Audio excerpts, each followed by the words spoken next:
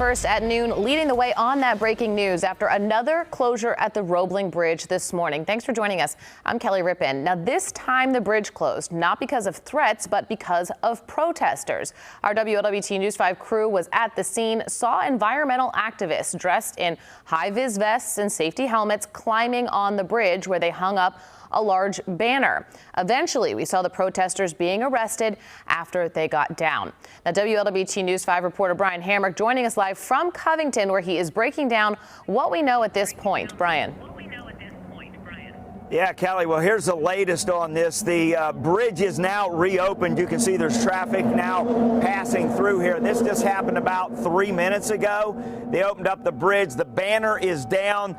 We actually saw police carrying the banner to one of the vehicles here, put it in the trunk. It's now evidence. It was hanging from this section of the bridge way up here. Huge banner.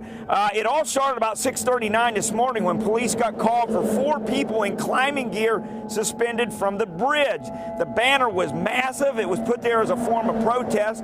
When police arrived, the 4 people were still geared up, hanging there in their climbing gear on the bridge. Police say 8 people were actually involved, but only the 4 were arrested.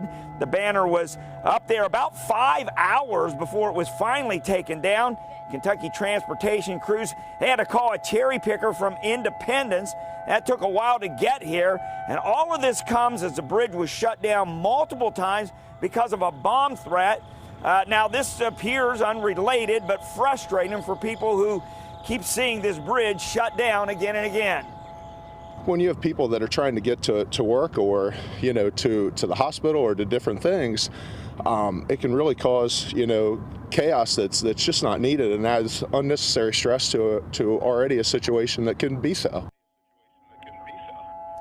Yeah, now one of the people who were with these protesters told us that this coincides with the P&G shareholders meeting and that they plan to have a protest there as well. That's next Tuesday, so we'll see how all of that shakes out. Reporting live, Brian Hamrick, WLWT News 5. Yeah, now, Brian, what do we know about the suspects who were taken into custody?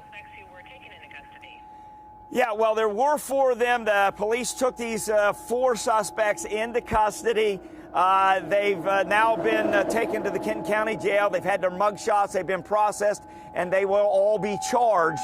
And we're not sure exactly all the charges that are out there possible for these 4 individuals, but police have them. And they really, once they got here, they didn't even put up any kind of there was no kind of an altercation or anything like that. They went peaceably.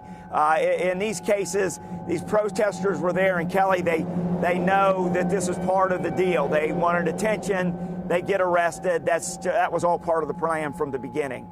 Kelly? All right, Brian Hamrick reporting for us live this afternoon. Brian, thanks for the updates.